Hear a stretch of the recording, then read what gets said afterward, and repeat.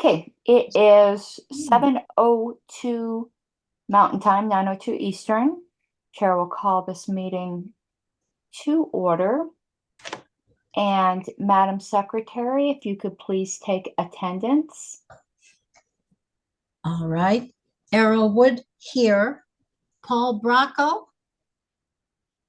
I'll come back. Nick Sizelski will come back. Karen Ann Harlos. Present. Rob Latham.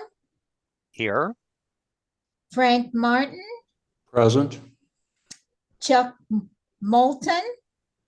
I'm present, and I want to let the committee know that Paul Bracco let me know that he would be a little bit late and asked me to let the committee know that.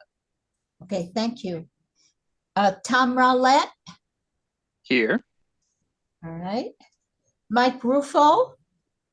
Here. Mike Seebeck. Here. Okay. Nick Sizelski. He's not here right now. Madam Chair, Paul Bracco is going to be a tad late, and right now Nicholas Sizelski has not checked in. Okay, so which have the- alternates will be seated? Okay. Rich Tomaso. Dave Roberson. Present. All right. Greg Deal. Roger Roots. Dana Logan. Dean Rogers. I'm here. Okay, thank you. And I'll call again. Paul Bracco stated he will be a tad late. Nick Sizelski. And Madam Chair, at this time, we have two alternates. Dave Roberson, number 2, and Dean Rogers, number 6. Okay, thank you. It's now opportunity for public comment. First would be any non-committee members that have public comment. Please use the reaction button and raise your hand. And also, I'll just do it in order. If any committee members also have anything they'd like to say that doesn't neatly fit into the agenda, so I'll give a moment for raising of hands. And Mr. Sizelski is entering the room right now. Madam All right. Secretary. Thanks. Okay, I do see Mr. Jacobs. I just wanted to point out to the committee that there is at least one additional member of the National Association of Parliamentarians that is a member of this committee now. Mr. Seebeck, congratulations. Is that official now? Because I have not received an official notification. No, but you told me the score, so that would be, it probably is, so. Okay. Great, and Mr. Madden? I'd just also like to congratulate Mr. Seebeck on his fine accomplishment. Thank you, Mr. It's just the start, but thank you. Thank you, Mr. Madden. Seeing no others, the chair has a couple comments to make. First, I would like to thank Dave Roberson and Dean Rogers as alternates for their diligence and always attending these meetings. That's really noted. So I did want to thank you. For the rest of the committee, would like to remind you that the early bird specials on National Convention tickets end, I think it's in 3 days. And being on the convention committee, I know those prices can be a little bit of a sticker shock. I assure you, they are not jacked up. DC is just expensive, and our economy is expensive right now, as I think we all know. So I do encourage you to get convention tickets. It does really help pay for the cost of convention, and get them when they're on sale. So you make a good decision for the party, but you also make a good financial decision for yourself. To reiterate with what Ms. Tewksbury said in comments, there is a pastor who is trying to arrange a church service for convention. So you could get in touch with the Convention Oversight Committee. And also, I believe this will be a Christian service, but if there's any other religious groups that are interested, the same sort of offer will be made to them. You know, if there's a Muslim group, Jewish group, some group I'm not potentially thinking of, it's just that a Christian pastor had reached out to us, and I believe it will be a non-denominational service, but you could reach out to us for more information on that. And I wanted to see if there was anything else I wanted to mention. I don't think so. So next up would be the reminder on the town hall, which so far is set for the 11th. I sent over the draft, report I send out. For that, I thank Mr. Latham for his corrections. I did make them. Are there any other corrections to that? Otherwise, tomorrow I plan on sending over to the chair of the party and staff a draft email to go out, set up a Zoom link, and also put up an announcement on the party website. And I'll put a link to that announcement that's on the website so everyone can share to their social circles. So again, getting an email out by the National Party due to their heavy editorial schedule can be dicey, but we'll at least have an announcement on the national website. So are there any other corrections to that report? Okay, I don't see any. And remember, that's not a final report. It's more informational purposes. The Rationales Committee, as I said on the list, will have the final stab to present to the committee about the rationales. Those are just ones that I put together to try to make the proposals make sense to the general membership, but those aren't necessarily the final rationales. The Rationales Committee will still have work to do on that. Next up on the agenda, and I'll be sharing my screen in a moment. I try to avoid that to the last minute because Zoom just really freaks out when I share my screen, is the draft minutes. Thank you, Madam Secretary, for doing those so quickly. There were some corrections, which I assume that Ms. Arrowwood is making, but are there any other corrections to those draft minutes? Right, seeing none, those are passed. I'm going to depart slightly from the agenda just because I believe Ms. Arrowwood said that all the votes are in for proposal PP. What is the results on PP? Because I know that Dr. Moulton might be asking someone to do a request for reconsideration to change some grammar if it passed. Do you happen to have those results handy, Ms. Arrowwood? Yes, ma'am. We have 6 yes and 4 no at this point and 0 abstains. Okay, so that passed. We might wait till Mr. Bracco comes unless there is some, I'll call Mr. Latham in a moment. So anyone who voted yes, and there was no abstention, so anyone who voted yes can make a motion to reconsider. And I'm going to do something unorthodox here. It really would not be a motion to amend something previously adopted. But since it obviously did pass, we're going to treat it as a motion to amend something previously adopted. Don't believe in letting the rules get in the way of us doing what we want to do. So if any one of the yes votes would like to make a motion, and if someone could put the text of the way it was adopted in chat, I can't pull up my emails and share my screen because there's confidential information in my secretary email box. But if someone could stick that in chat, and if there are anyone who's on the yes side that wants to move to amend that language at all, Mr. Latham. I was actually just wondering if Ms. Arrow would identify the 6 in favor. My math was a little different. I had it as a 5-5. Oh, okay.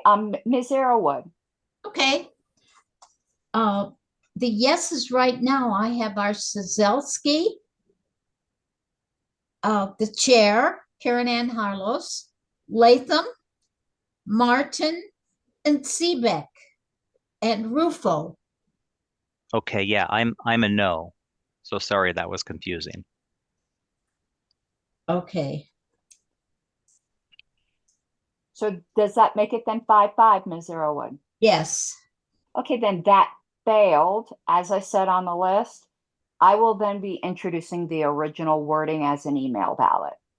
And we'll see. I will be introducing the other one as an email ballot. With just grammar, that would require reconsideration. Though you could do my, Yeah, sure, but I am on the prevailing side as a no vote. oh, that's correct. I'm such an idiot. You can do that right now if you'd like, Mr. Moulton. Yeah, I will do that during the meeting while we're talking. Would you like? I mean, I will send. I mean, I can send an email ballot while we're talking. Okay, fine. That's perfect. I'm sorry. Everyone, please feel free and quick to correct me. I am not on my A game. If you weren't here at the beginning when I announced I have the flu, which explains my very grumpy pants last meeting, but I'm still working, but working from home so that I'm not Typhoid Mary, but not on my A game. So please, please do work to correct me. And I will not introduce the original language. Let's see how Chuck's reconsideration goes. But I would invite, there were people who had expressed interest in the original language, which I didn't think there was any. We can do a minority report if we want to, if in fact the reconsideration passes. I did speak with Mr. Hagopian, and though he is investigating further, he does not see any kind of legal impediment to requiring national membership, and also noted that many states do that already. So I would say if that's a problem, it's a problem that already exists. So we would not be creating a new problem, but I'll let you know if Mr. Hagopian comes back with anything further. Next up on the agenda is to continue where we left off with clear up quorum issues. And at this point, I will have to share my screen. So give me one moment. Because we divided that, if you remember, and the first part failed. So we are now in the second division. The second part, excuse me.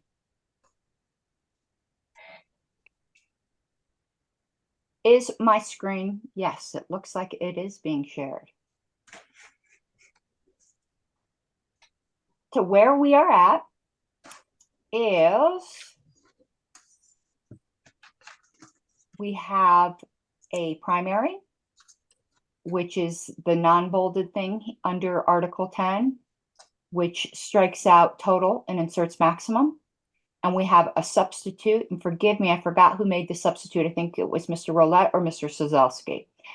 And the substitute is a quorum shall consist of 40% of the total number of delegates registered in attendance at the convention, not including those who have checked out with the credentials committee. Technically, we should be perfecting the primary first and then moving on to perfecting the substitute, but these are so short. I will accept correct amendments to either of them, you know, function over form at this point. So I have to try to see my screen again now to see if there's any hands raised. Hold on, I'm trying to wrangle with Zoom. Okay, I have my little participants window. I do not see any hands raised, but I'll give you a moment.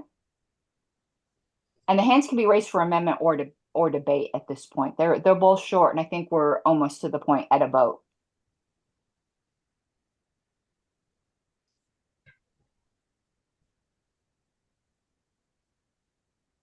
I do not see any hands. I will raise my own, which I can't see the controls for debate, since it looks like we're going to be going to a debate on whether the substitute shall become the primary. Oh, great. It signed me out. Well, we can hold on. I need to stop my share because I'm going to need to go look up my password. But let me do my debate point. I would encourage everyone to vote down the substitute and vote for the primary.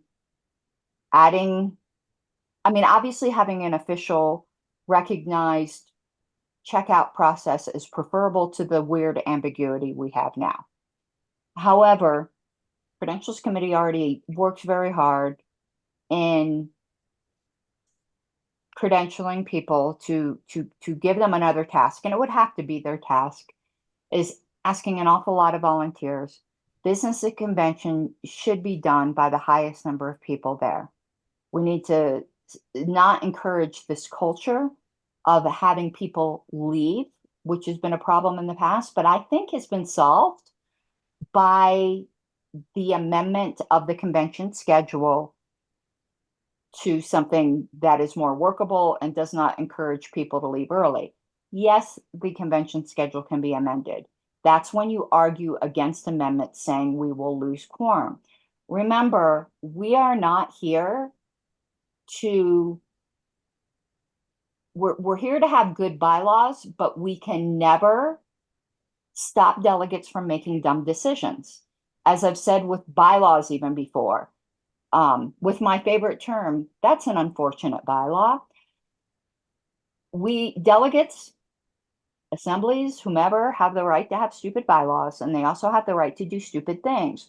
One thing I did like about Nick, why I always thought Nick was such a good meeting chair, even though I disagreed with him ideologically on so many things, and so when it came time to do business, he said, my job is for me to help you do the stupid thing you want to do. So even if he didn't agree with what the body wanted to do, he felt as chair it was his job to advise them on how to do it, even if it was dumb. So I think it's a very bad idea, and it would be a very unfortunate bylaw, which of course we could have, to lower the requirement. 40% is already low, to having people check out one day. Something you're really going to hate is going to get passed by such a small number of people. We already have such a fractured party. We can't afford other unforced errors. Mr. Seebeck, and while Mr. Seebeck is talking, I will sign back into my account. I guess I have a point of information. Okay. Was the original and substitute supposed to be displayed, or did we lose something back there? Yeah, I need to sign back into my account. Okay, that's all I had to ask. It logged me out, and I don't have my password saved, so I have to go look it up, and I don't want you guys to see my LNC password. Okay, with all respect, Madam Chair, it's hard to follow your arguments without the original and the substitute in front of us. Well, everyone should have access, and it is in the folder, but let me. I have not had access to that folder straight since.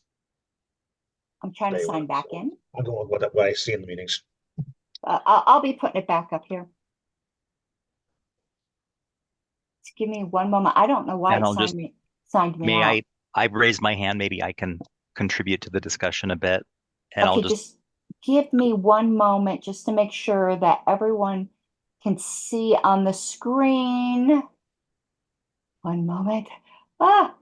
And there's the language on the screen, Mr. Seebeck. I hope that's clear. So let me just stick a highlight, and then I'll call on you, Mr. Latham. Apologies. So the highlight is the primary, and the one that's just in blue is the substitute. Got it. Thank you. Okay, Mr. Latham. Yeah, just first a reminder, committee members, the agenda is linked to the Zoom invite. So if you open up the agenda, and then each proposal will have a link there. So you can click on that and not just rely on the Zoom screen. And then I guess my comment goes to, I think the thing this committee has struggled with, and I struggle with, is this checkout procedure. I just think accommodating the checkout procedure into this quorum calculation just adds too much complexity to this issue. So I guess I'd like to have a quorum measurement that just is not going to be dependent on who's checked out or not. That's just kind of where my thinking is right now. So I guess that makes me lean against the substitute language right now. Although I'll also just hearkening back to the discussion from last week on the law of large numbers. I think we're trying to find that Goldilocks number. And if that's going to be a static, the maximum number of delegates, then maybe 40% is too high, and maybe we can conduct business with a lower number. I wouldn't go too much lower than 30. I was kind of thinking maybe a compromise of just a third. So 30, we could either say a 1/3 in there. So that's just my thinking on this right now. Thanks. Hey, Mr. Seebeck, and then I'll be in line behind Mr. Seebeck. I can't see to raise my hand because of dumb Zoom. Okay, I'm of a mixed mind on both of these, because there's a little bit of crazy here. The problem with the quorum determination on both of these is that under Roberts, and I saw that, and I kind of noticed this when I was studying up for my entrance exam, it's theoretically possible for a quorum call to be requested prior to every single vote, which slows things down to a dead stop. Now, I know that that is a weaponization of Roberts that we hope we never see, but it theoretically could happen. The problem is that if you've got an inaccurate reading of the quorum because of checking in and checking out, not up to date, then you're running into the whole chaos of how do we know what the quorum number is, no matter whether it's 40% of total registered attendance, not including those who have checked out or whether it's everybody, period. I think something we need to think about here, and this may be something to do with convention agenda or convention rules, I'm not totally sure, that we may need to put something in the rules to have specific quorum calls at specific times besides the credential reports. I'm not sure how that would solve that problem or not. As far as the substitute versus the original, I'm not totally understanding what the point of having the non-including those who have checked out with the credentials committee, because even if they're checked out, does that affect the maximum number that are registered in attendance? Because to my understanding, a checking out is not the same as not being registered. To me, a checking in and checking out says you're being in attendance, not just registered. In other words, you're registered when you get there, but you might not necessarily be on the floor in attendance for a specific session. You might be in a breakout room, for an example. So I'm having trouble trying to keep these terminology straight between what's registered for the quorum and what's in attendance for the business session for the quorum. I think we need to clarify that a little better to have these make a little more sense. Thank you, Mr. And I've raised a hand. Okay, I'll get to you after myself. Thank you, Mr. Latham. This thing with the law of large numbers, I don't remember exactly what it was called. We've already seen a failure of this as far as I'm concerned in the Portland massacre. I know some people in this room will disagree, but I know that the feeling of a lot in the party was resentment. And no, this quorum thing wouldn't have fixed this, but I'm just showing this to show that the highest number in attendance at that convention is lower than our quorum was for the past 4 conventions. It was like 300 and something people. So I don't think this law of large numbers applies in libertarian conventions, because that caused such huge controversy, even when there wasn't a quorum issue. A quorum of a third would have been 100 people. That is crazy to me. So I wish we'd stop referring to of course, Mr. Latham can do as he wishes. It's not against the rules, but these, God, I'm going to call it like the equivalent of Godwin's law. It's not really a law, and it certainly has historical evidence in our party for not exactly working at a libertarian convention. Plus, why are we reinventing something that's at least within people with in the Roberts parliamentary wisdom? You might not think that they're right on this, but the default is 50%. We're already going lower than the default. To go even lower to me makes no sense and makes me think that we think we're wiser than hundreds of years of people who have worked on this sort of thing for conventions. As far as constant quorum calls, that's the duty of the chair when it's obvious there's a quorum in the room to call it dilatory. However, Mr. Seebeck does have a point that it won't be quite so obvious it's dilatory if you have this checkout procedure. What's going to happen is you're going to have a million credentials reports. I don't think we're going to have a million quorum calls. I think we're going to have a million credentials reports with arguing over the credential report. I really don't think the language in the substitute is ambiguous when you stop and think about it. The total number of delegates registered in attendance is a term that's in Roberts. It means the people who have said they're there. Whether they're in the room or not, they are part of the quorum number, and that extra sentence just says if they checked out, then they're subtracted from that.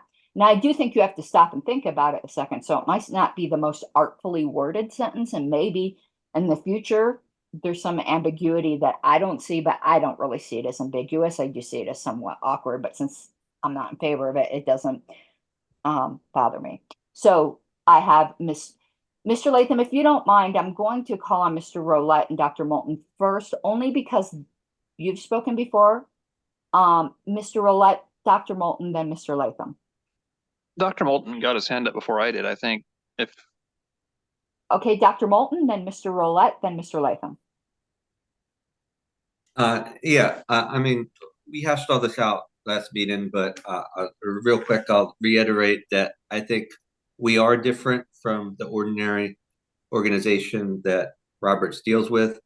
We are a political party, and we have some uniqueness to our conventions where some business is inherently a lot more interesting than other business, and there is just more interest in that particular business, and it can be hard to get a quorum for other business, especially business after that, as people may leave after the interesting business, as often happens.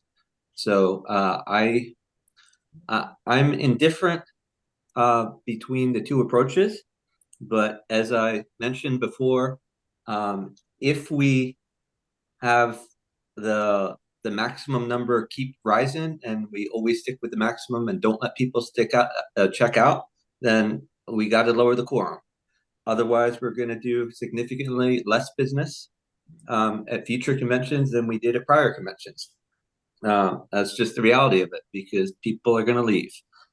So I'm not arguing for one versus the other, but if we do end up using the maximum number rather than the checkout procedure, then I will be moving to amend that to lower the quorum threshold. I think 1/3, which Rob Latham suggested, or Mr. Latham suggested, is a good approach.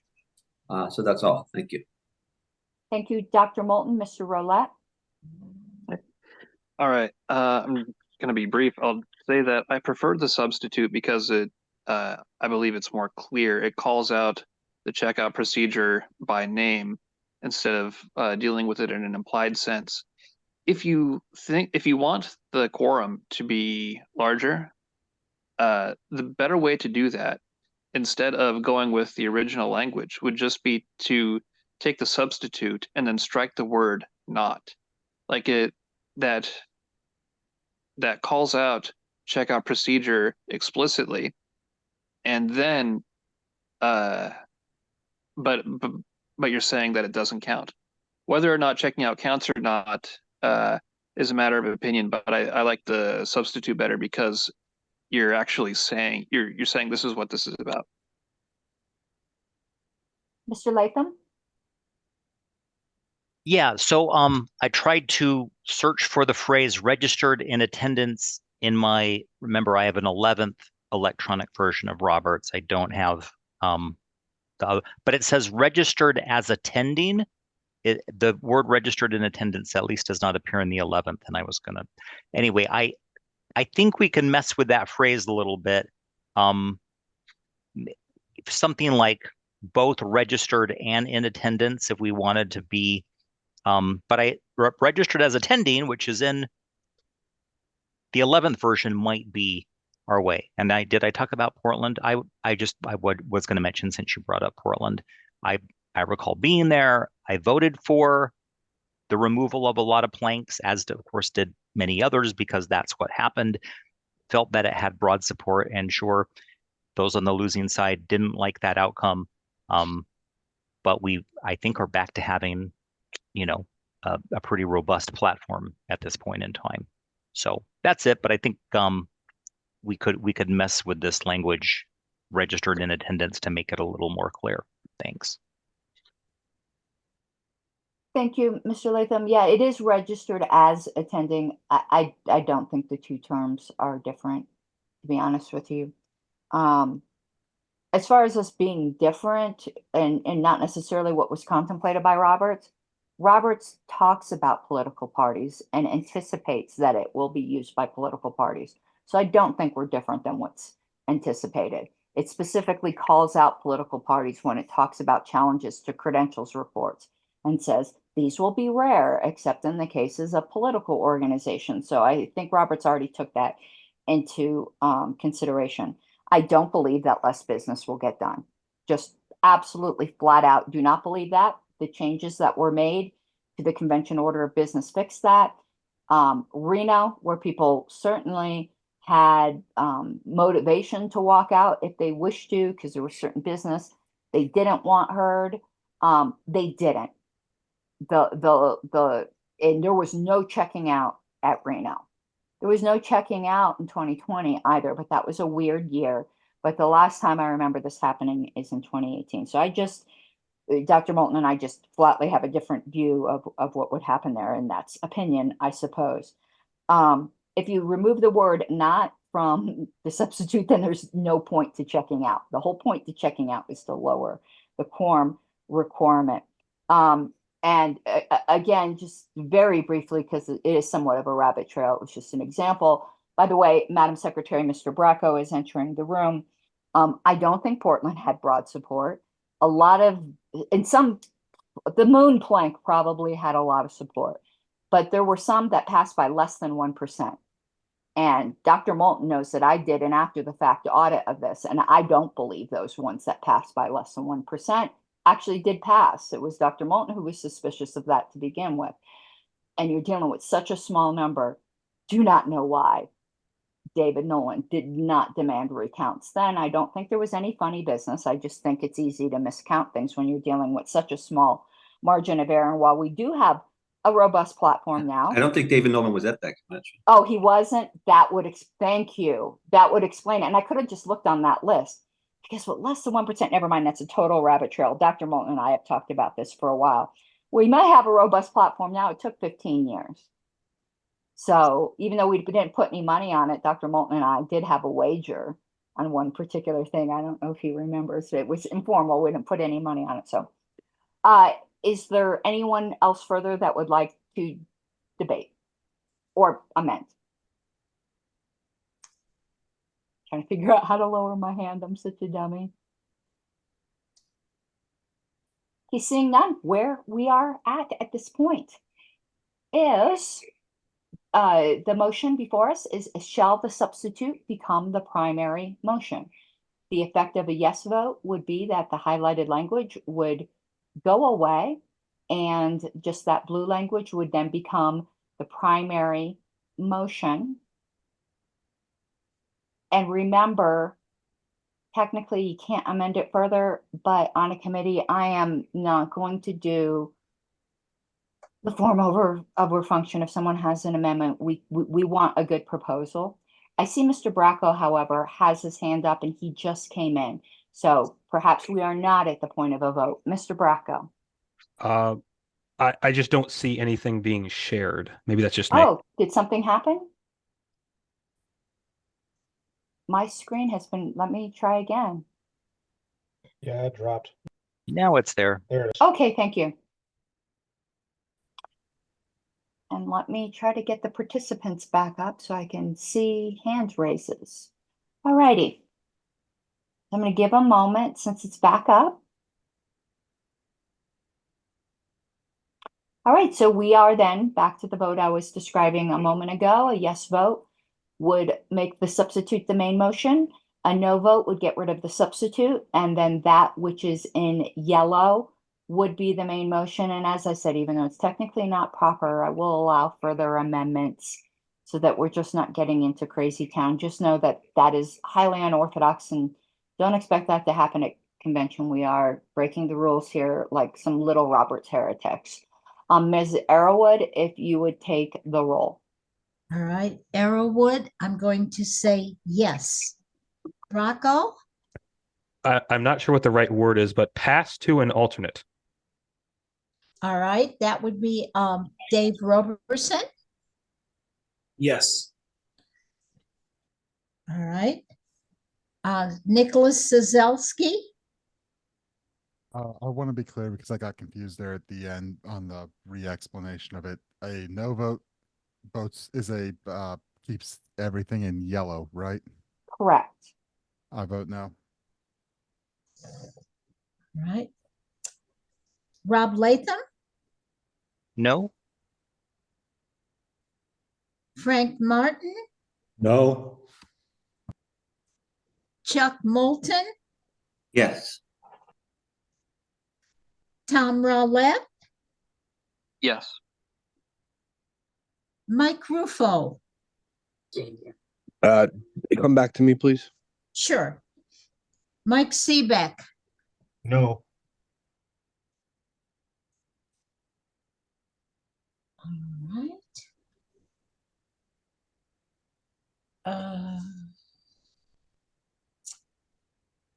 Okay.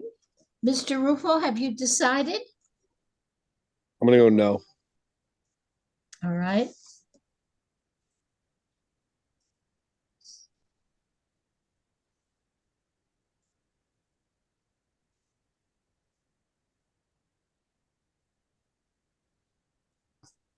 Ms. Arrowood, I have 5 no's and 4 yeses. Does that comport? And I won't be voting. Does that Sure. comport? Yes. Yes. Okay, so the substitute fails. We are back on the main motion. Dr. Moulton indicated that he wished to make an amendment, which I said I would allow. Dr. Moulton? Yes. I move that we replace the number 40% with 33%.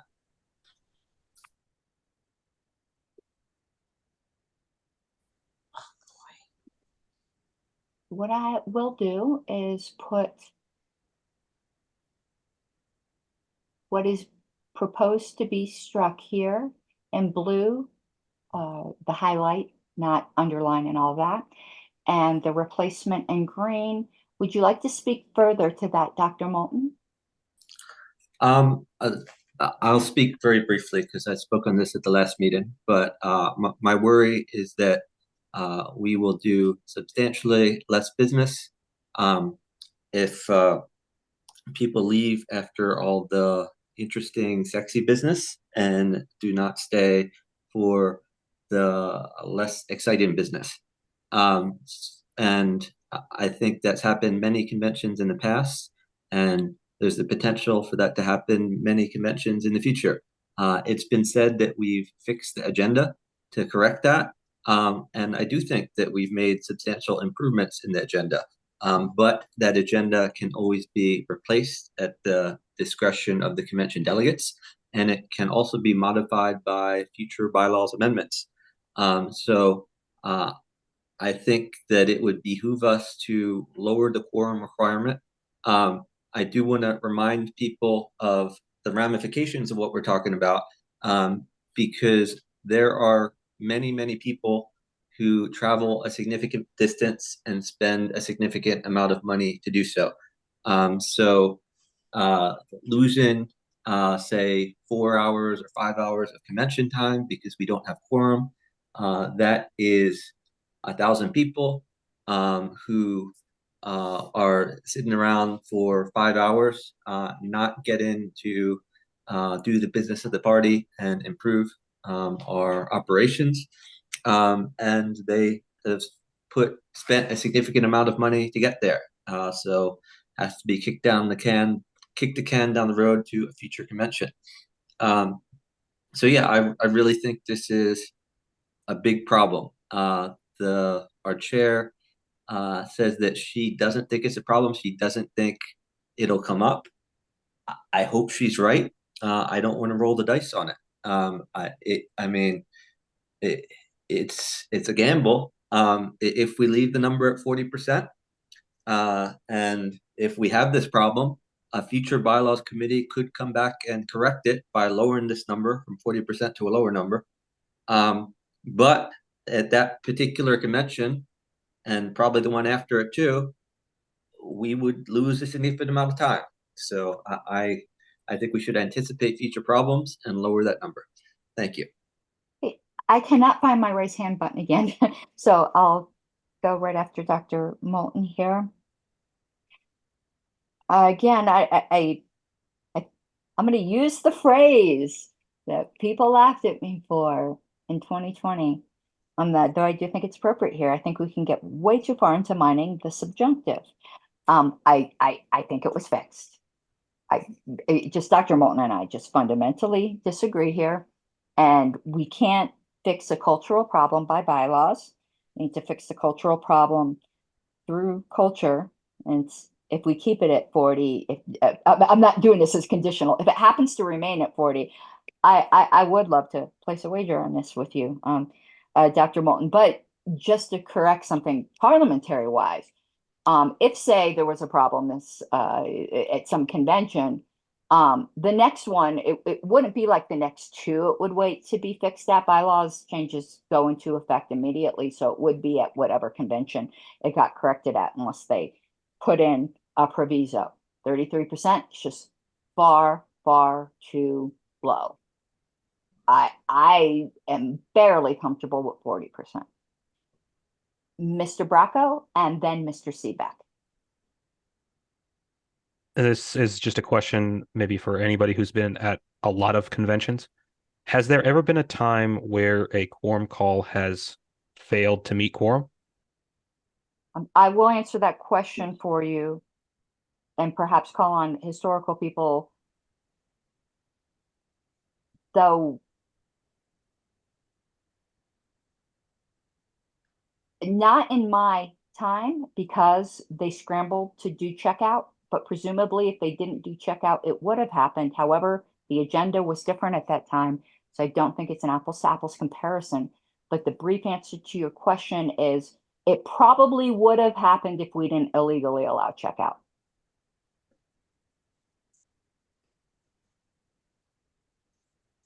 Hey, Mr. Seebeck. I tend to lean against this, and I'll tell you why. Bylaws changes take effect immediately. So if this were to go into play right now, and it changed the 40% threshold to 33, at some point in the convention, that if that were to pass, it would change that quorum threshold immediately, and that's going to cause all sorts of chaos and confusion for the credentials committee, because they might necessarily be privy to that change happening while they're doing their job outside at the credentials table. So absent a proviso to have this take effect at the end of the convention, I'm not in favor of this change. Mr. Seebeck, just to let you know, we're only one amendment deep. If you wanted to, you could add a proviso. I just wanted to let you know we were only one amendment deep. Not telling you, suggesting you should do one thing or another. I think I may reserve that for the moment. We'll see Okay, what thank happens you. with this first. Thank you, Mr. Seebeck. Mr. Roulette. Just to answer the question, we have minutes going back to 2002, and I don't remember exactly which convention ended because of a lack of a quorum, but it has happened at least once. Dr. Moulton. Yeah, but to answer Mr. Bracco, my answer would be yes and repeatedly. And the only reason it hasn't happened more is because of the checkout procedure. And at this point, I would like to make an amendment to add a proviso to the entire proposal that it take effect at the end of the convention it is passed.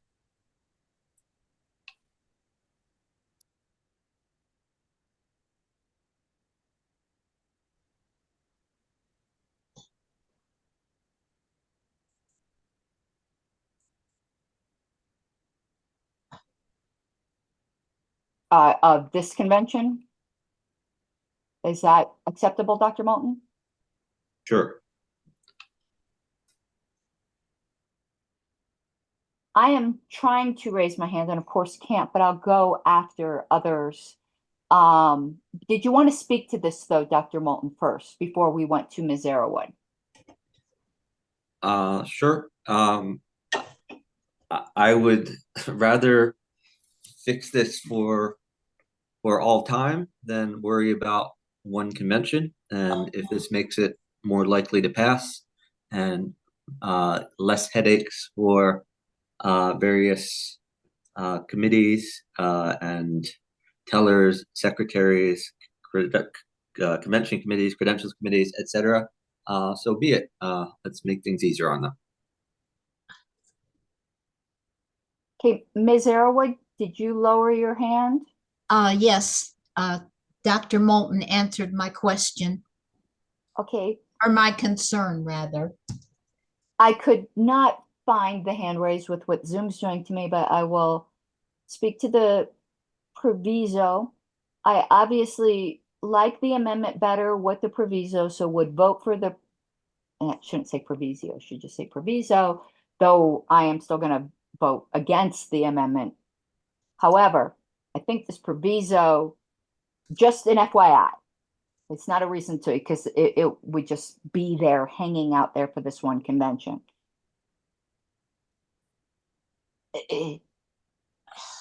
The amendment would be the entire proposal, which would include striking out total to maximum. And I think we're introducing potentially with the proviso an even larger ambiguity just for this convention. But that ambiguity already exists as to whether checkout was ever allowed. If everything passed and we had this proviso, it would still say total instead of maximum, and we'd still be arguing about it if we, for some reason, were to have some kind of issue. But that ambiguity exists with or without the proviso, but I have a feeling the proviso may give people the impression that checkout was allowed. And I understand some people think it was, that there's a division of opinion here. This is the whole reason for this proposal, is to clarify our bylaws. Just wanted to put that out there. I'm going to vote for the proviso, even though I'm going to ultimately vote against the whole bundle there. Anyone further?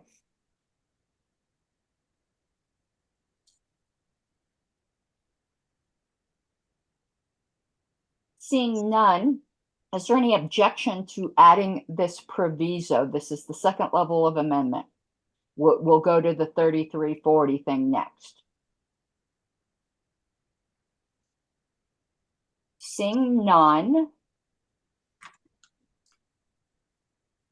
Wait, I saw Mr. Latham's hand raise. Yes, I was actually hoping to propose a second level amendment. After the proviso?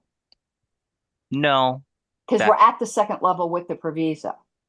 no. So I thought we passed the proviso. Yeah, that's what I'm asking. Nope. Okay, so go ahead. Yeah, so just basically that number of delegates, I want to strike in attendance and replace it with as attending. And and I'm referring to, I understand, but that would be out of order at this time Oh. because we're back to the 33 with 40. Any debate amendments need to be germane to that. After we dispose of that, okay, I can wait.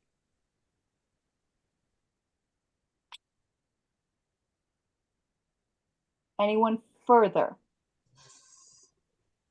Okay, seeing none, we're gonna vote now between, now, because we did an amendment to the amendment, okay, this is gonna be difficult to explain. The proviso is passed as an amendment to the amendment. So you're voting on them as a group. A yes vote would adopt both the 33% and the proviso as part of the proposal and get rid of the 40. A yes vote would do that.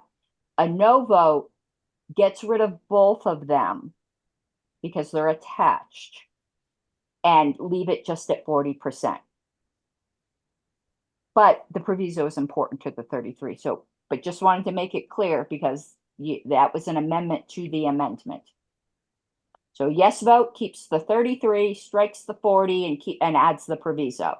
A no vote leaves it as it was originally proposed. Mr. Seebeck. Yes, could you just put me in the queue for after Mr. Latham after this vote? Okay, so after Back this, back to the main motion. Yeah, Okay. after this. Thank you. Ms. Arrowood, if you would please take a roll. And again, a no vote would keep it at 40%. A yes vote would strike the 40, put it to 33 with the proviso. Arrowwood, I'm going to say no. Paul Bracco, Abstain. Nicholas Sazelski, I vote no. Rob Latham, Yes. Frank Martin,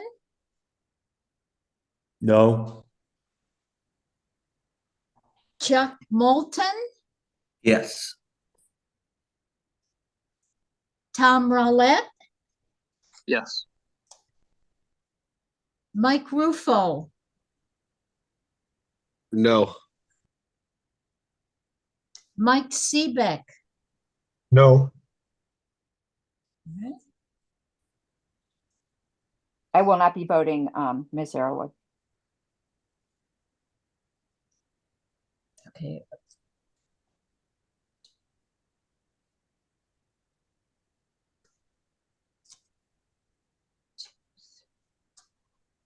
All right, we have 3 yes, 5 no, and 2 abstains.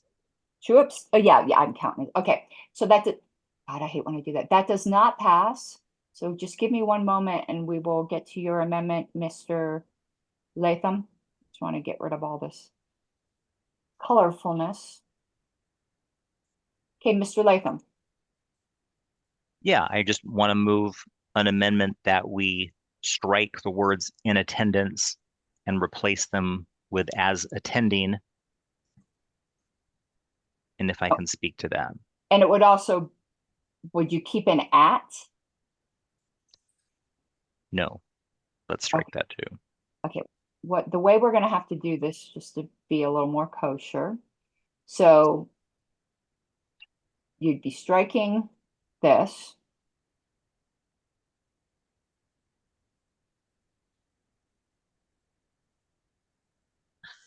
Whoops. Well, I'll fix that in a minute. So be registered as attending.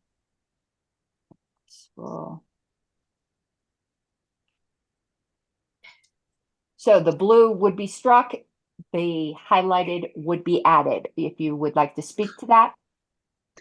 Yeah, so just I'm a fan of using terms of art when they are available to us, or at least patterning ourselves after just kind of some default language. And this is in Roberts, so it's just, I guess, section 40.2, subparagraph 3. It's so short, I could probably even read this sentence. It's in like 4 places in Roberts, by the way. That's not the only spot. I only found it in this whole registered as attending. I only found that phrase in one spot, this spot in section 40:2, subparagraph 3. And it says, in a body of delegates, such as a convention, the quorum is a majority of the number who have been registered as attending, comma, and this is where I think it actually is helpful, even though we won't be having it in our bylaws, irrespective of whether some may have departed. And so that clears up that whole, doesn't matter if they've checked out or have not checked out issue. And I think that just clarifies that issue for us, absent some kind of checkout procedure. So anyway, that's why I favor that amendment, just to make it conform to our parliamentary authority, just so there's no variance and people might be struggling over, do they mean just registered or just attending? I think that way it's more clear. Not much more clear, but more clear. Thank you.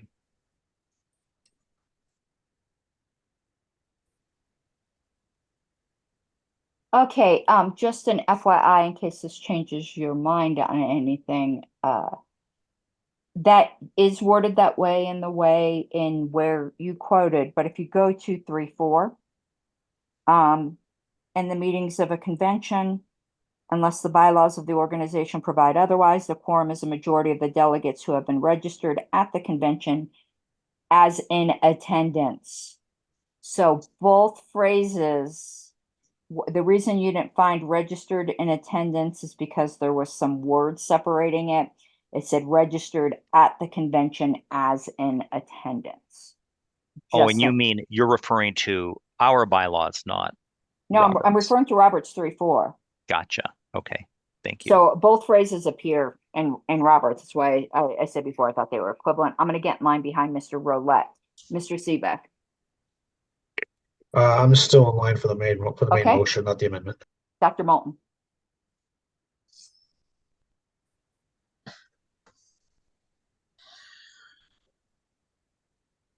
You are on mute, Dr. Moulton.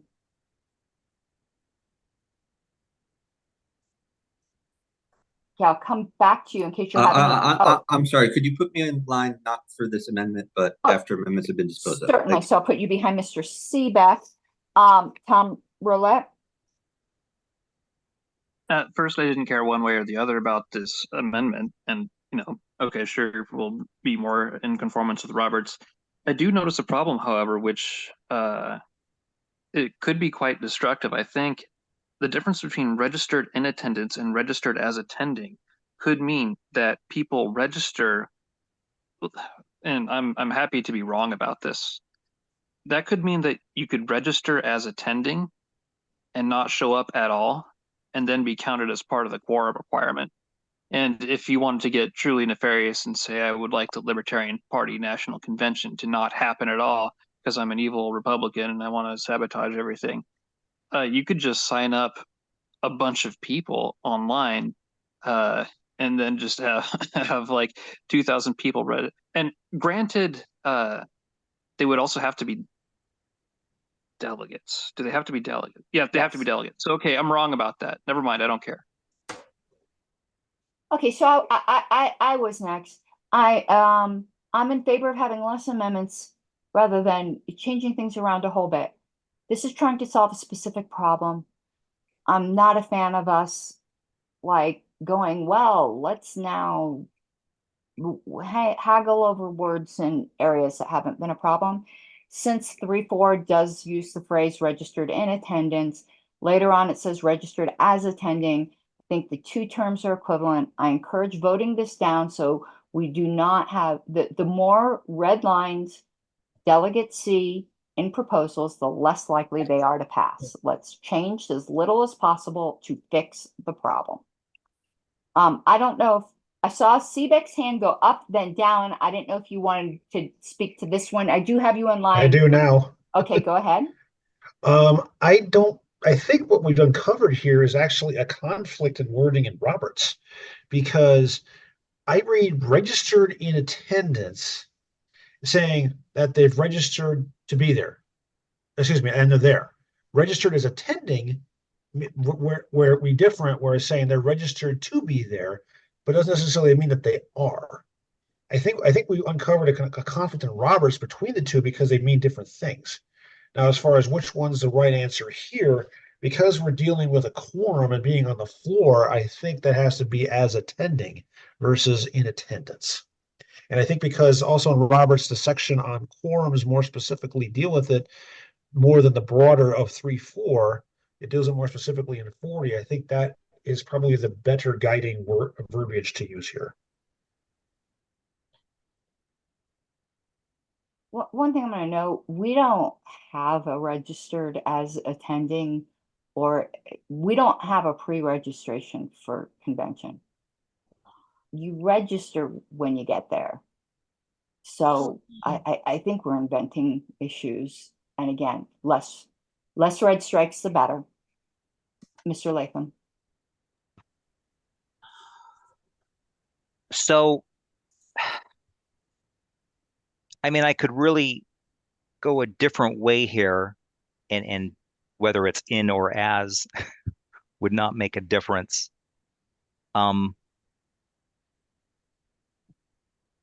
But I think it's just solved by adding after the word delegates both.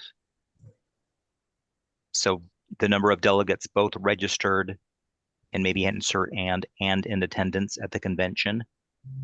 Then we just cover it both. They have to be registered. They can't register and be no-shows and mess with quorum requirements.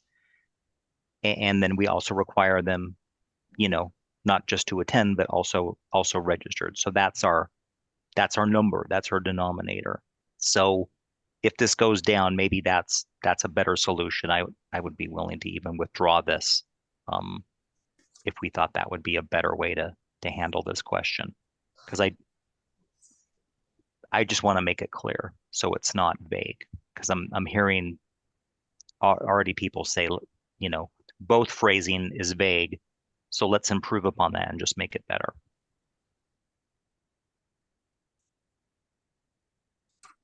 I don't think the original language is vague. We've spent now an hour, not just on this, obviously. The original language is fine.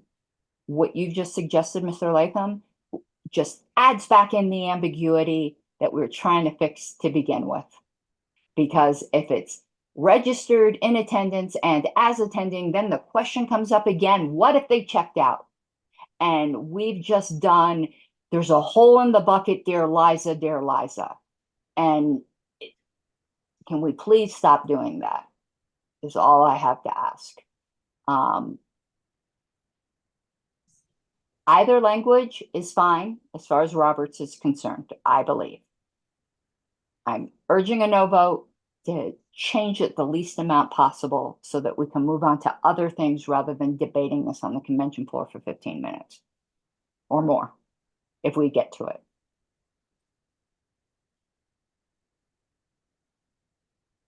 Anyone further? We will take a roll call vote. A yes vote will strike registered in attendance at and insert registered as attending. A no vote will leave the original language of registered in attendance at. Ms. Arrowood? All right. Arrowwood, I'm going to say no. Paul Bracco? No. Nicholas Selzelski? No. Okay. Rob Latham? No. Frank Martin? No. Chuck Moulton? No. Tom Rowlett? Nope. Mike Ruffo?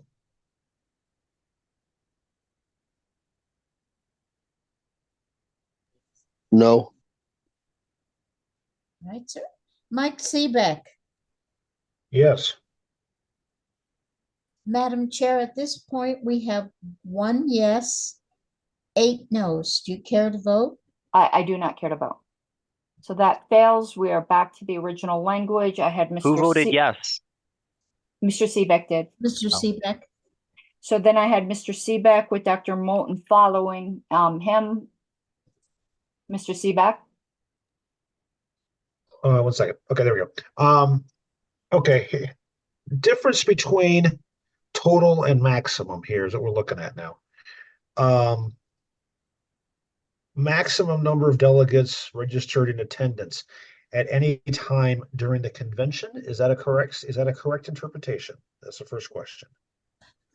As the maker, yes, I believe it is. Okay.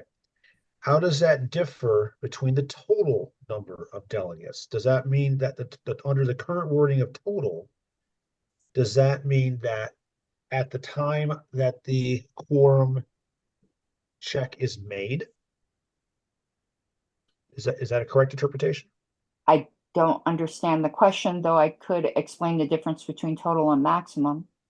Well, no, what I'm getting at here is that the total, I guess I'm thinking here is that the total number, 40% of the total number of delegates registered in attendance is based upon whatever the credentials committee report is at that current time, correct? Correct. But maximum would be the maximum number of delegates also said credentialed at any given point throughout the convention. No, they're not the same in that way. Then in that case, we have a distinction without a difference here, because maximum would imply the maximum number of delegates at any point in the convention. And it would make further convention call, we just lost the screen again. I know. I'm it just would trying to make- raise my hand. Oh, okay. It would cause the quorum calls to be superfluous, because if the maximum has already been met, any lower levels would not be correct. I still think we're looking for a solution in search of a problem here. We've used the total number of delegates based on the credentials report at any given point in the convention for determining quorum for years without any major issues in terms of understanding what it means. But for a maximum number, if we have, say, I'm making numbers up here as an example, if we have 900 delegates in the first couple hours of the convention, and then we have 1,100 after lunch, and then it goes downhill for the rest of the convention to the point where we drop under the 40% of whatever that would be, say 440, I guess. Later on in the convention, we're going to lose quorum no matter how we work it. But if we have a 40% of who's there at the time, we still can maintain our quorum and get business done. I don't think this is a good answer to a problem that we really don't have. I'm trying to put okay, I can't raise my hand. No, the problem is that our bylaw with total has been construed to allow checkouts, which seems to be what you're arguing for, is that it allows checkouts. We already defeated a substitute that would allow checkouts. Now, if the argument is that total and maximum are the same thing, then the argument you made against it applies to either word, because the total would be, whether or not people have left, would be the maximum. With all respect, that's incorrect assumption of my point. I'll let you get in line next. We're not going to do crosstalk, so that's just my interpretation. Please feel free to rebut it in another thing. So the problem that is attempting to being solved is to make it clear that our conventions do not allow checkouts, that the quorum is of the maximum number of delegates registered in attendance at the convention. So the quorum number would always go up and never go down. I have Mr. Latham and then Mr. Seebeck again after Mr. Latham. Excuse me, I think I was. Oh, I didn't see your hand. Oh, you're correct. So Dr. Moulton, Mr. Latham, Mr. Seebeck. Dr. Moulton. Just very, very briefly. I mean, I think that as written, this proposal is going to do substantial destruction to the party, going to prevent us from doing business. There were two possible solutions. One was checkout. The other was lowering quorum. This committee has shot down both of them. I don't think there are any amendments, any possible wording that could be conceived that could make this not do substantial destruction to the party. So I'm going to be voting against this proposal no matter what happens, and I'll just let you all amend it as you want. I would encourage everyone else to vote this proposal down. Thank you. Thank you, Dr. Moulton. Mr. Latham? Is an amendment in order? Yes, it is. So I would propose replacing maximum with present, and then if I can speak to that.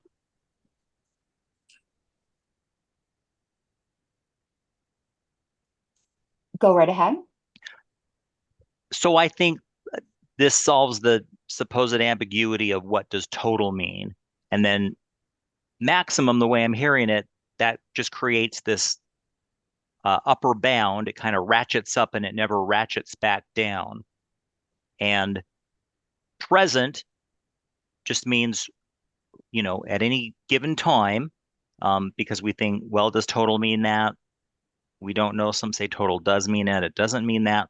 So let's resolve the ambiguity in favor of, and I think this, by the way, would create the lower denominator.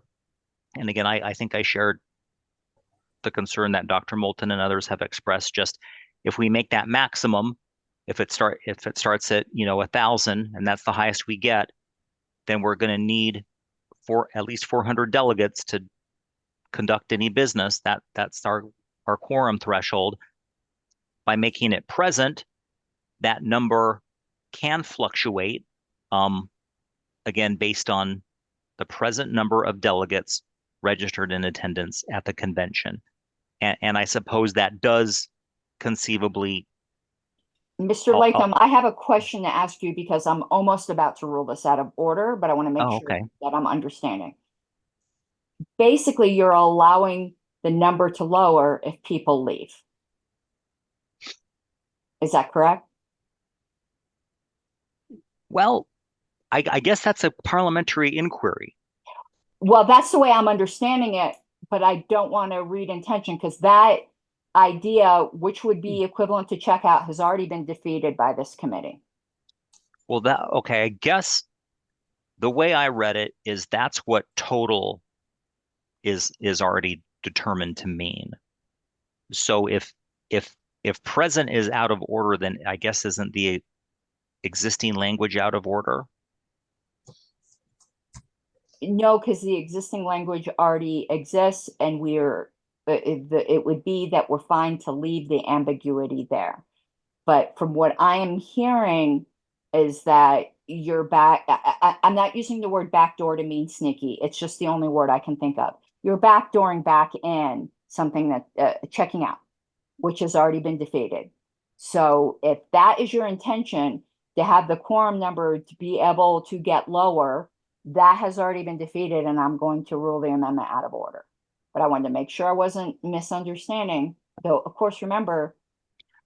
I don't think it contemplates checking out. And I guess here's the scenario that I'm contemplating. So as we're going along in business, the number is at 800. So our quorum is 40% of that. So that's our quorum, present number. But then next day, we've got 1,000 delegates. So now we have a higher present number.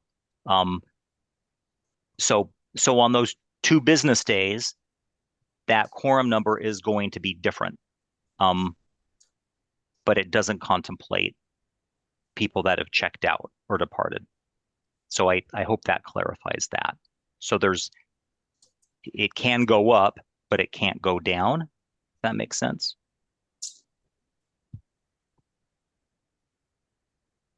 Okay. Then your intent is fine. I don't think it does that, but it's not out of order then. Mr. Szyzelski.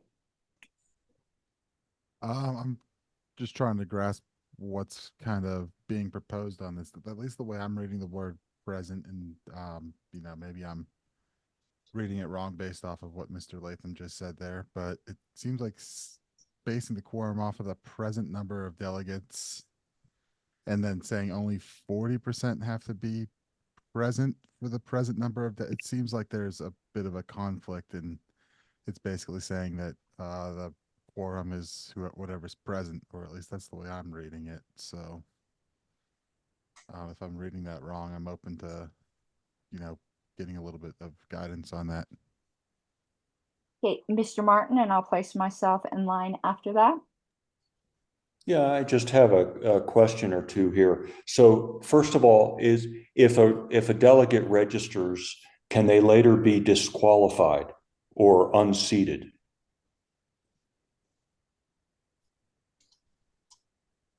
That's a question. I don't know how to answer that because there was a comment in chat that the word registered should be credentialed.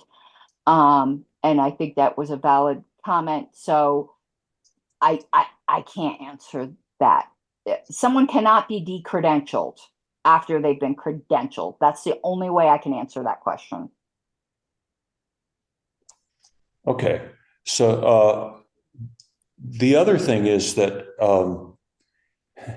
if we use the word maximum and the number of registered delegates increases after a vote is taken, can that previous vote be rendered invalid because based on a later count?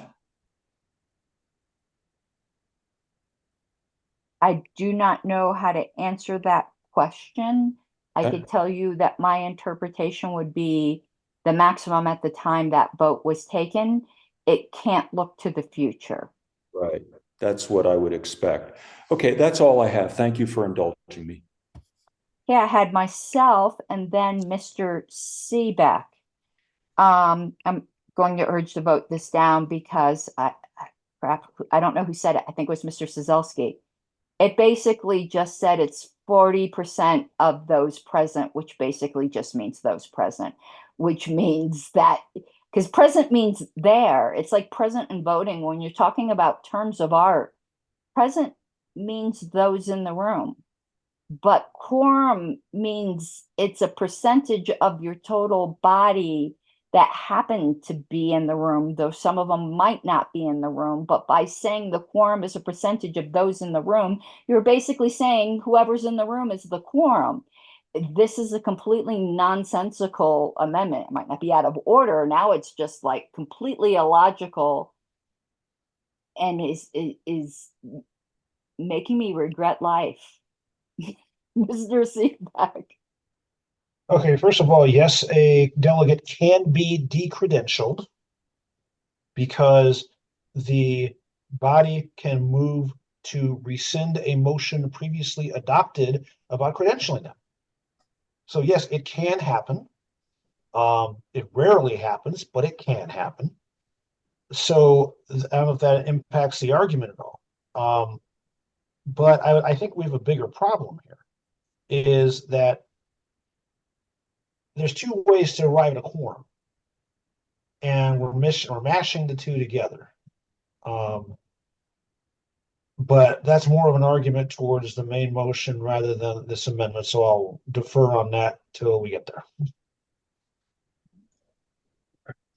Mr. Latham?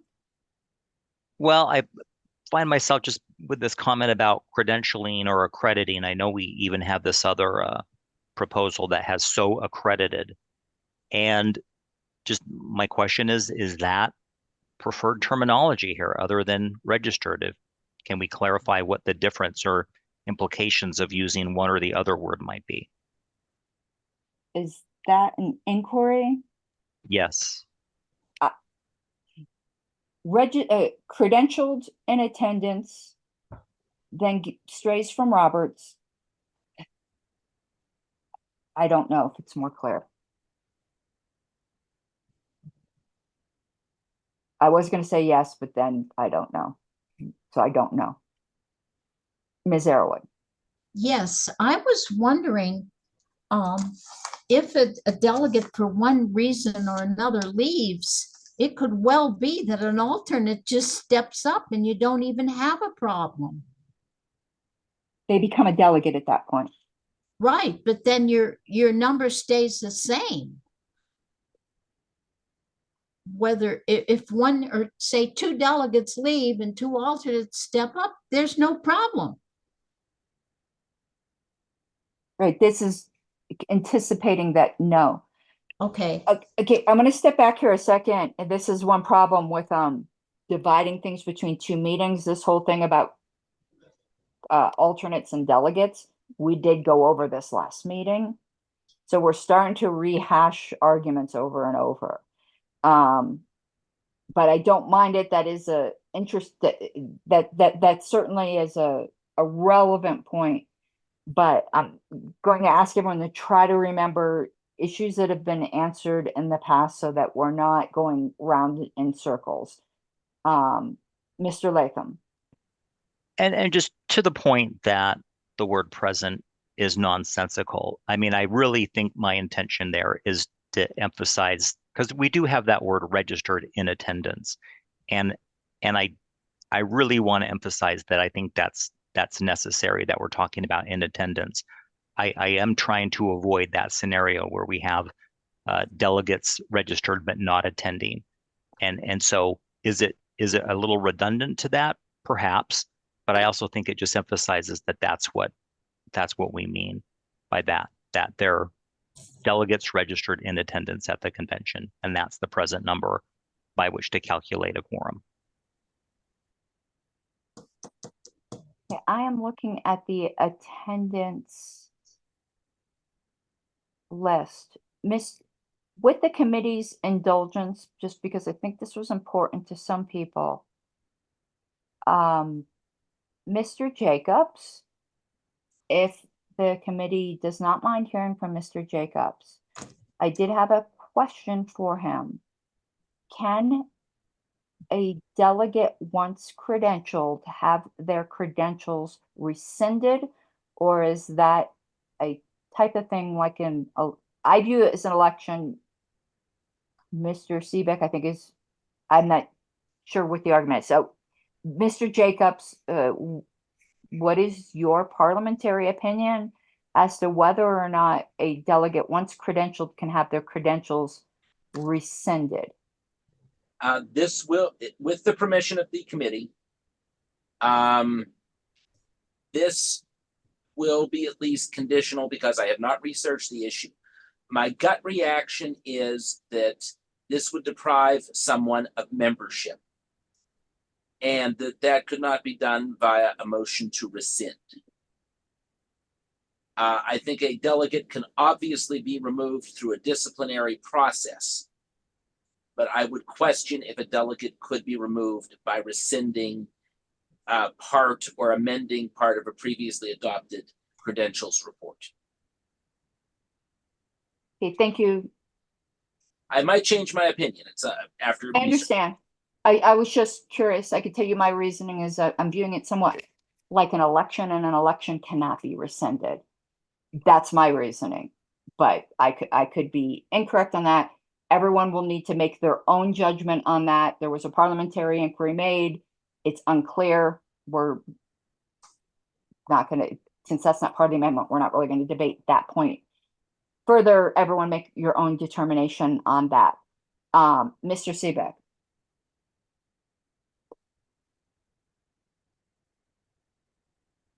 Never mind. If you're not going to debate that issue, I'm not going to say anything. Okay, thank you. We're back on the amendment. Ms. Arrowood. I was just going to say, I don't know about rescinding. We're not They can debating. definitely be removed for. Ms. Arrowood, if I would not let Mr. Seebeck speak further on this, we're not. Everyone's going to need to come to that. Isn't part of the amendment. There was a parliamentary inquiry made. There's differing opinions. I leave it to the judgment of committee members to independently come to their own conclusion on that. Sure. Mr. Martin. Yeah, motion to end debate. On the on all pending questions, or just the pending question of striking maximum and inserting present? On just the amendment. Okay, thank you. Is there any objection to ending debate on the amendment?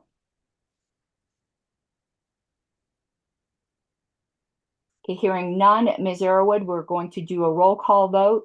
The amendment before the body is to strike out the word maximum and insert the word present.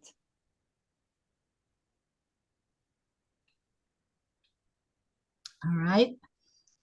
Arrowwood, I'm going to say no. Paul Bracco? No. Nicholas Sazelski? No. Rob Latham? Yes. Frank Martin? No. Chuck Moulton? I pass to an alternate. All right, that would be Dave Roberson? No. Right? Tom Rowlett, Yes. Mike Ruffo, No. Mike Seebeck. Abstain. All right, I will not be voting, Ms. Earwood. all right.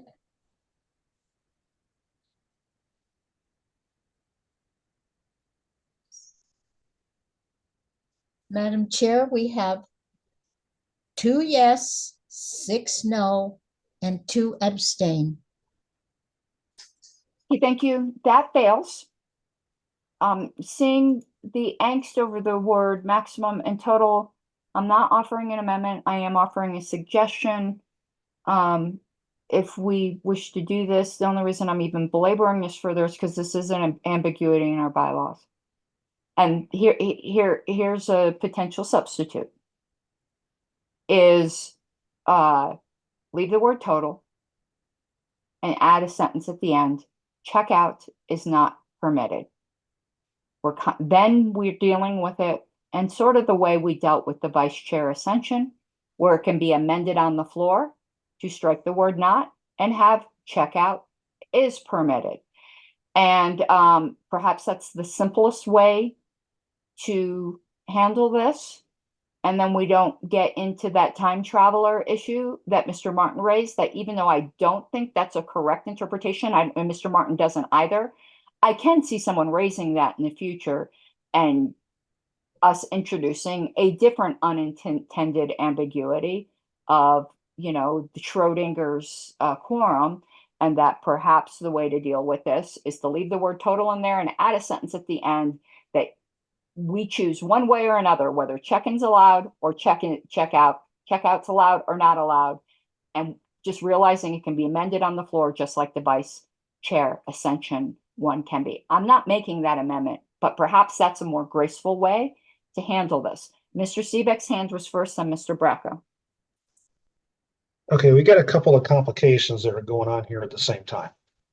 First of all, just because a delegate is credentialed to be there doesn't mean they're in the business session.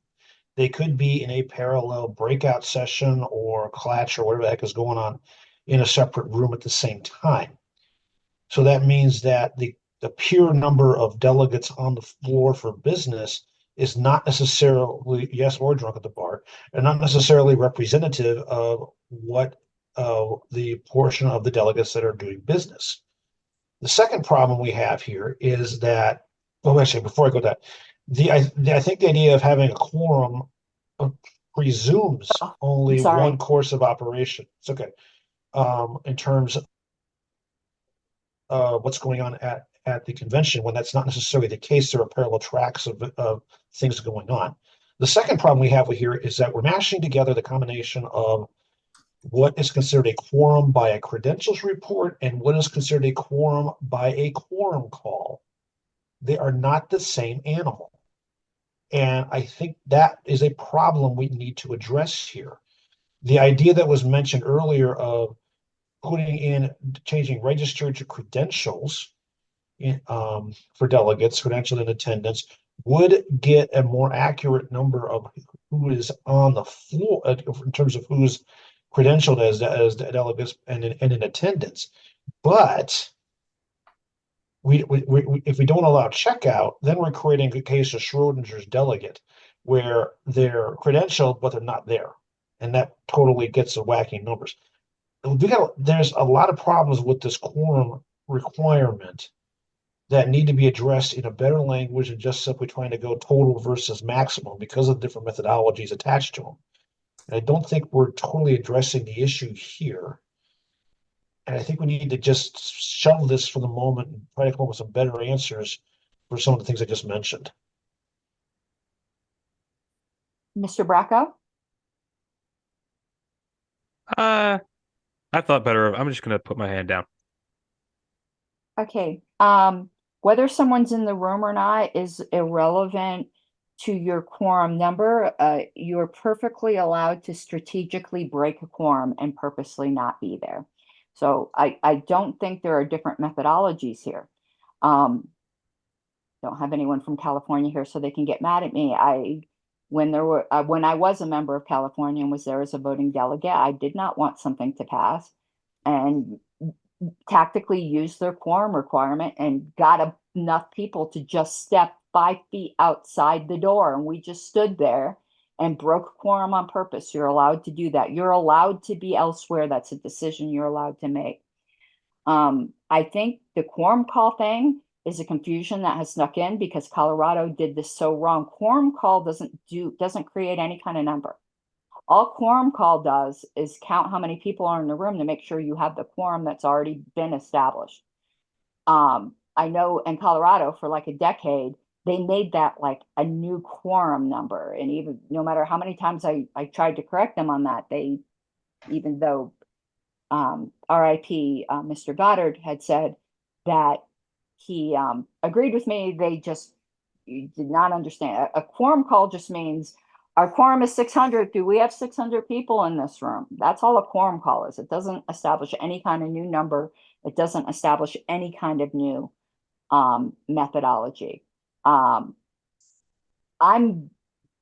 There's still obviously more people that wish to talk, but I am almost at the point where I'm going to be proposing what I suggested as I'm convincing myself that's the more graceful way to handle Mr. Martin. Yes, well, I believe I was going to propose an amendment along those lines. Would the chair prefer that I do that, or? Oh, you can do that, Mr. Martin. Okay. So what I have, the motion to amend is to strike maximum, replace it with total. So to leave total, okay. And to add checkout is not permitted. So this would be a substitute. And this is what the substitute would be.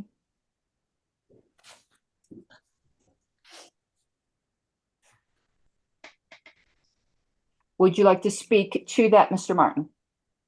Yeah, I guess I think that this just is very simple and easy to understand, and accomplishes the will of the committee as a whole. So I guess I'll leave it at that, and perhaps the chair would like to add. I put myself in line. We're going to do as we did before, where debate or amendment is allowed to either because they're so short. I believe Mr. Seebeck was first, then Mr. Bracco. Okay, here's the problem with denying the member right to check out. We're not a Roach Motel, we're a convention. And we sure as hell object to not being able to opt out of things that we're involved with in government and in the real world. So why in the world are we then turning around and doing the exact opposite here? If a delegate wants to leave and they want to check out, let them check out. Let them affect the numbers the way that it's supposed to happen. Okay. And give us the proper freedom and keep the proper accuracy of what's going on at the same time.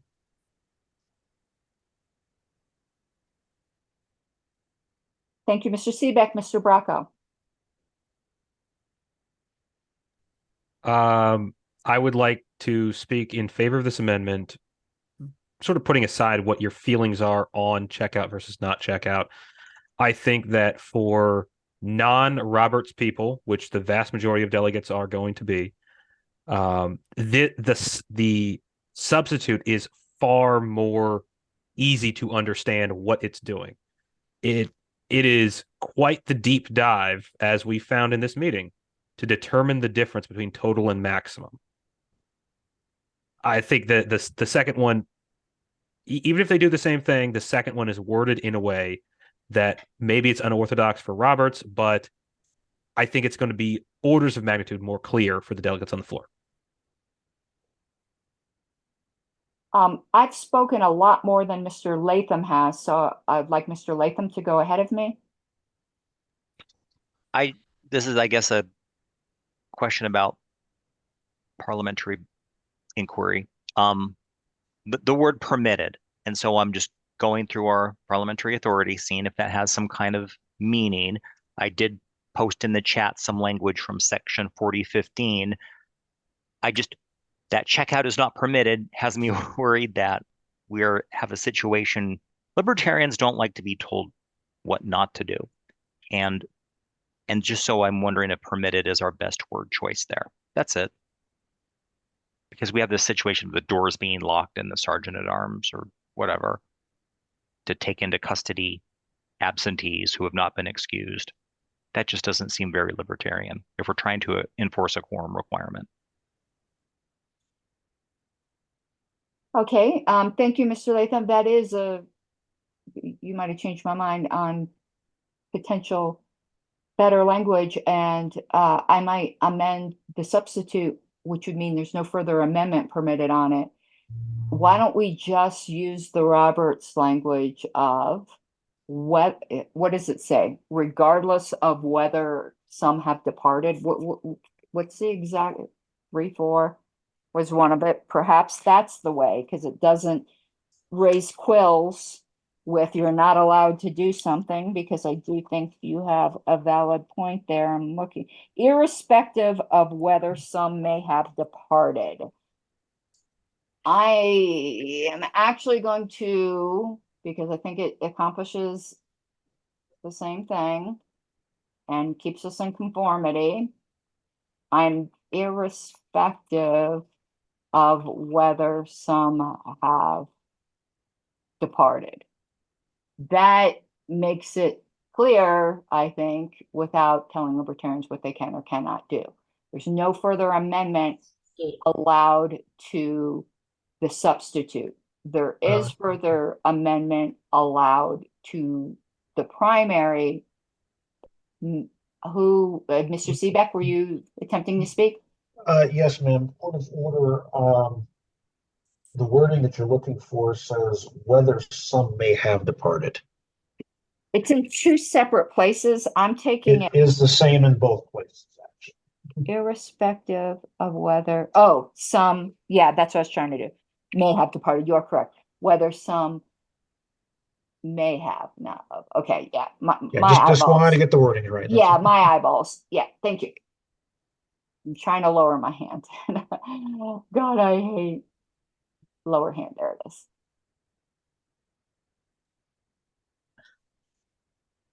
Mr. Latham. So are you adding this on the end No. of checkout? So it's words that gets thrown in after convention.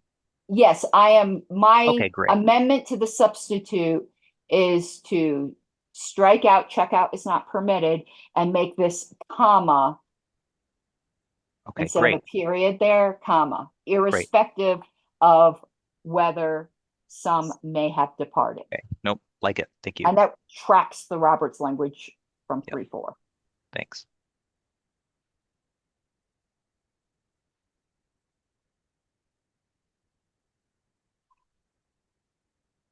Okay, just so that we can get to a point where we're not at a dead end with one and not at other, I'm moving to end debate between checkout is not permitted and irrespective of whether some may have departed, so that we are not at this dead end with the substitute and no further amendment. Is there an objection to a motion to end debate so that we vote between those two just on the substitute?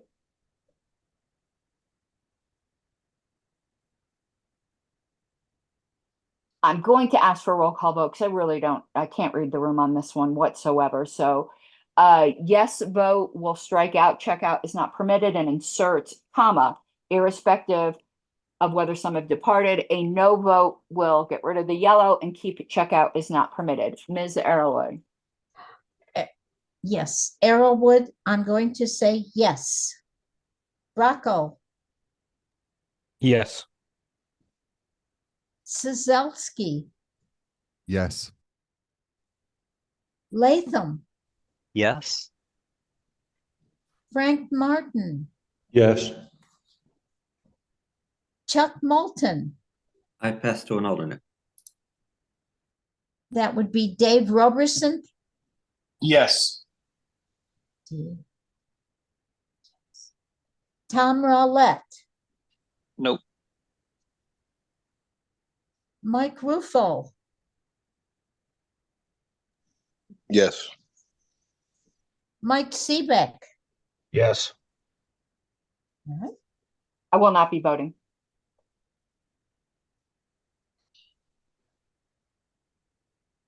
Madam Chair, we have 8 yes, 1 no, and 0. And I'm sorry, 8 yes, 1 no, 1 abstain. Okay, thank you. So these are now where you have the primary, which is striking total, inserting maximum. Substitute is adding comma, irrespective of whether some have departed at the end and leaving the word total in. I don't know if we have further debate or, whoa, I dropped something, or amendment. Seeing none. So the vote now is, shall the substitute become the main motion? A yes vote would make the one with the sentence at the end, irrespective, starting with irrespective. I keep dropping this damn book. Let me start again. A yes vote would make the substitute the main motion. The substitute is that second one that ends with irrespective of whether some may have departed. A no vote would get rid of that and lead us back to striking total and inserting maximum. Ms. Arrowwood, if you could take the roll. All right. Arrowwood, yes. Paul Bracco. Yes. Nicholas Sazelski. Yes. Rob Latham. Yes. Frank Martin. Yes. Chuck Moulton. I pass to an alternate. That would be Dave Roberson. Yes. All right. Tom Rowlett. Yes. Mike Ruffo. Yes. Mike Seebeck. Yes.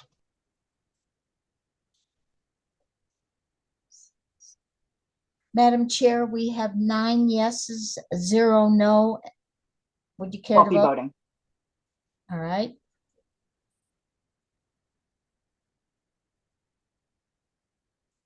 Okay, so that passes, and we have a this is banking fresh new, and again, like before, even though technically no further amendment should be allowed, it's such a short little thing. If there is, though, anyone wants to, you can. Otherwise, we're going to vote on this language. So I'm giving a moment to see if there's any raising of hands.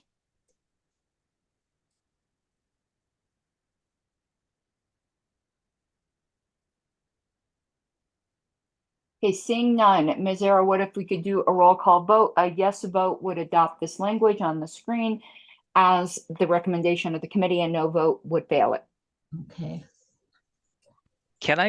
We're talking about proposal MM in total or just this Article 10 piece? Just this Article 10, the first part failed. Thank you. All right. Arrowwood, I'm going to say yes. Bracco. Yes. Sazelski. Yes. Rob Latham. Yes. Frank Martin. Yes. Chuck Moulton. No. Tom Rowlett. Nope. Mike Ruffo. Yes. Mike Seebeck. Yes.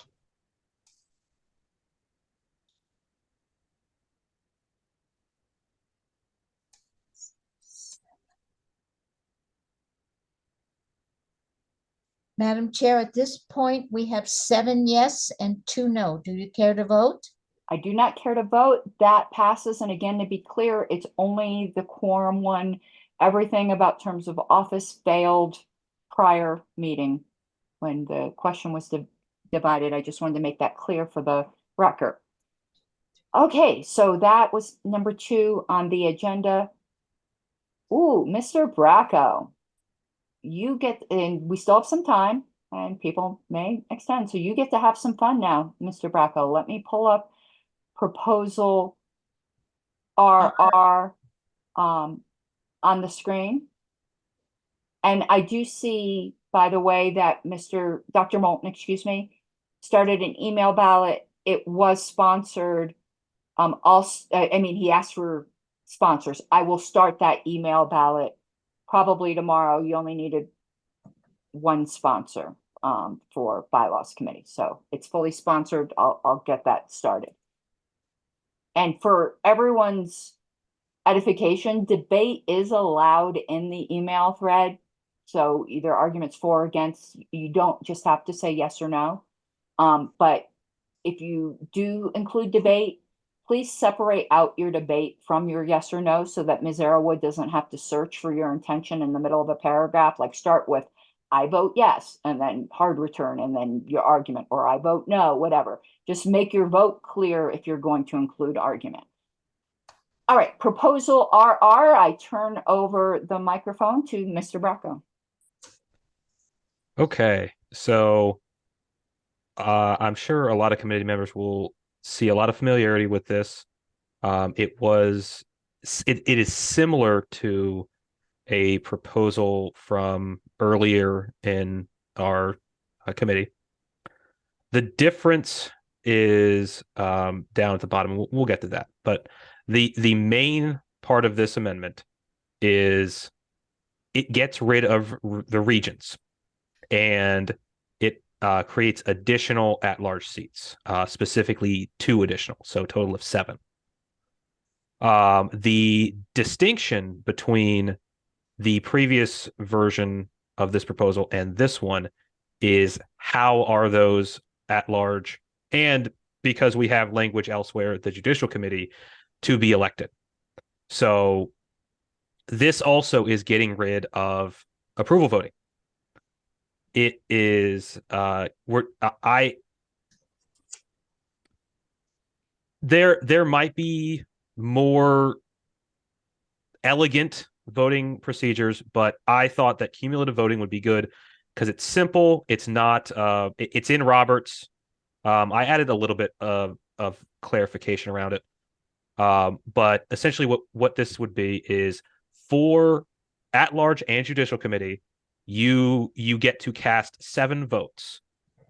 You can, if you wish, cast all 7 votes for 1 person. The way that I'm still borrowing very heavily from the existing language. Like you could still do none of the above, all that stuff. That's not gone. That's still there. In what is it, 2C, the candidates receiving the largest vote total, provided the vote total is greater than or equal to the majority of votes of ballots cast, shall be elected. So that's how the none of the above comes into play, is that none of the above is a ballot cast, but it is not a vote for any candidate. So it basically makes it harder for candidates to exceed that threshold. So getting rid of regions, adding 2 additional at-large positions, and changing it to cumulative voting. So this is a big. If you could scroll down to the bottom, there is a proviso in there. So this, it's a little bit awkward of a proviso because we can't just say it takes effect at the adjournment of the convention, because Right. It's that there's Right. we can't just do that. It would throw things into chaos. So this is saying basically the 2024 to 2026 term operates under the 2024 bylaws as far as structure of the LNC and election of the LNC goes. I have a question for you, Mr. Bracco, just before you out. I'm going to let you continue. Sure. Just in case someone has this question, because this came up with proposal MM. Do you consider the removal of regions to be intimately connected to the issue of cumulative voting so that this question could not be divided. As a maker, I'm trying to determine your intent. Because we have a cumulative voting proposal separate later on. Yes. I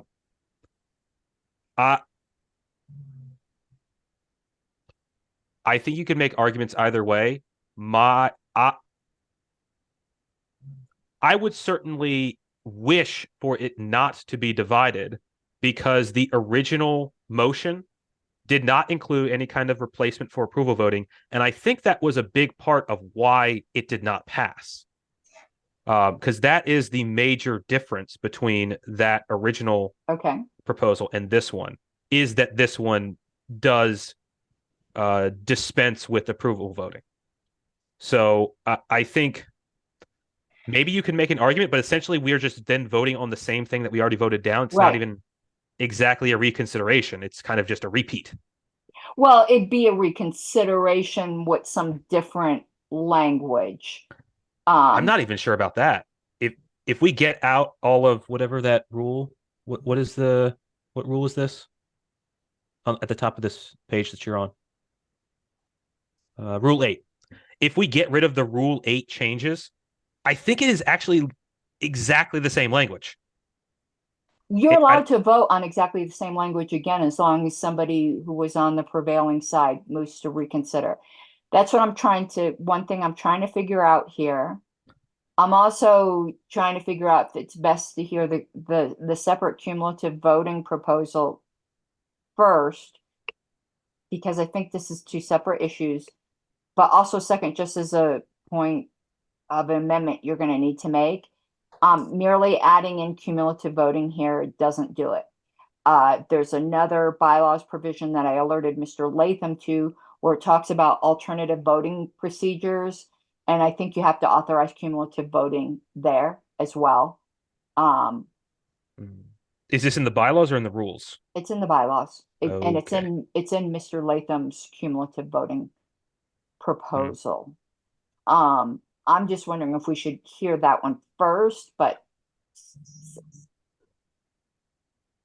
do we know what meeting that this was? It was back in October. I don't know exactly when. Yeah, because I believe it was 16th or so, something like that. I'm thinking this is revisiting it. I don't, because we have a separate cumulative voting proposal, and because that is a distinctly separate topic, I think this is revisiting something that already got voted down. So I'm trying to find out who was not on the losing side to see if there's a motion to reconsider. So that's why I'm trying to figure out what meeting this was at, to see if we can find out, because I don't remember. I believe I voted against it, because at that point I was like over everything. 90% sure I voted against it, and I'd be more than glad to move a reconsideration, but I think we should hear the separate cumulative voting proposal first, maybe. Madam Chair, I pulled up the notes and have the vote right here. Okay. Arrowwood, no. Bracco, no. Szelski, no. Harlos, no. Latham, no. Martin, no. Ken Molman, yes. Rowlett, abstain. Rufo, no. Seebeck, no. Failed. 1 yes, 8 no's, 1 abstain. Okay, pretty much anyone can move to reconsider, because the only yes vote is no longer on the committee.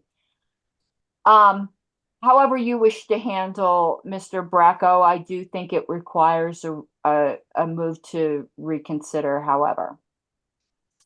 I could kind of, I'm sorry, Dr. Moulton, go ahead.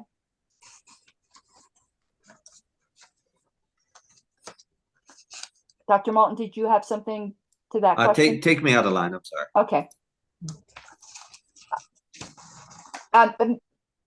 Mr. Bracco, are you moving because you would like to move this to reconsider the issue of Because remember, if it's reconsidered, it's as if it's coming up again anew for the committee, and I just allow you to make this motion rather than the old language. But first, we need to get consent of the committee to reconsider this issue. So do you wish for us to reconsider this issue of eliminating the regionals? So is this motion is not yet on the floor? Could I make changes to it? You could. First, we have to decide whether or not to reconsider. Okay. Then yes, I would like to move to reconsider. Okay. Does anyone wish to debate a reconsideration? When you're debating a reconsideration, you can get into the merits of the underlying idea.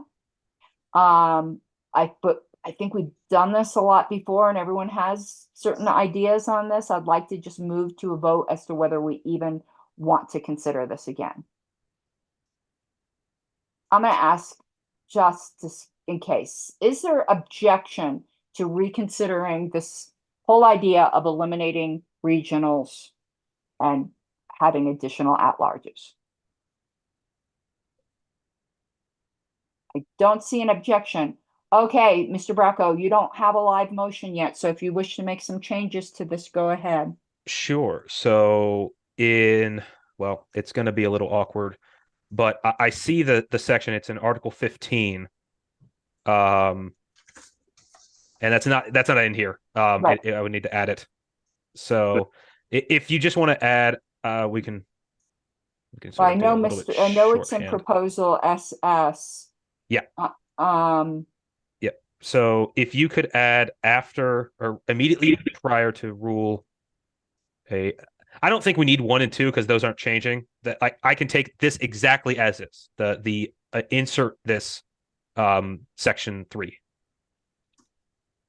Okay, I'm going to suggest something because we're almost at the end of time, and now we know we want to reconsider this.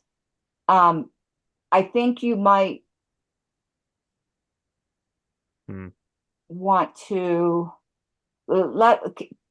I can type it up if you want to. Maybe we can start with. Well, I guess there's nothing. There's nothing on.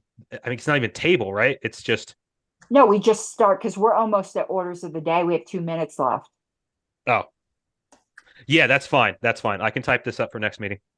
Can I suggest something for you to consider? You don't have to, rather Absolutely. than adding number 3 here, because I proliferation of numbers, I think, tends to get looked in disfavor. I think you could just add it to number 1 where it says the Voting. convention special rules of order may authorize specified forms of preferential voting Or a cumulative voting, something like that. and cumulative voting. And cumulative. Okay. And I think that would be less words and more, That's fair. Yeah, it's up to you. I think either one would accomplish it, but I think your point is well taken. And I would ask everyone to look in this upcoming week here at this rule, because I'm reading it and ask Mr. Bracco any questions, because I think I might be a little bit confused as to the implications of this, and I need to think about it, and maybe so that we're not spending time understanding the implications of this next meeting. If everyone would please look at Mr. Bracco's suggestion for Rule 8 and ask questions on the list, because I'm probably going to have some, because I think I'm a bit confused. So we are at orders of the day, but 1 minute. Here's where we're left. We're going to start next meeting, which is next Thursday, with this proposal, and then move right to cumulative voting. Mr. Latham, you may want to look at how yours may change depending upon if Bracco's passes, and perhaps have some alternate language ready that takes that into consideration. I don't know. Just look at how the two interplay. And then we have the one about the secretary's calculations. So that's where we're at. And we have the town hall on the 11th. We are Mr. Latham. Is it too late for me to change my vote on MM? Yes. All right. Thanks. Yes, it's far too late. that. Um, ah, I don't even remember what your vote was on that or what the vote total was on It that. wouldn't have changed the outcome, Yeah. but Sorry, but yes. Okay. We are adjourned at 9:02 Mountain, 11:02 Eastern. So if anyone wants to stick around for comment, feel free.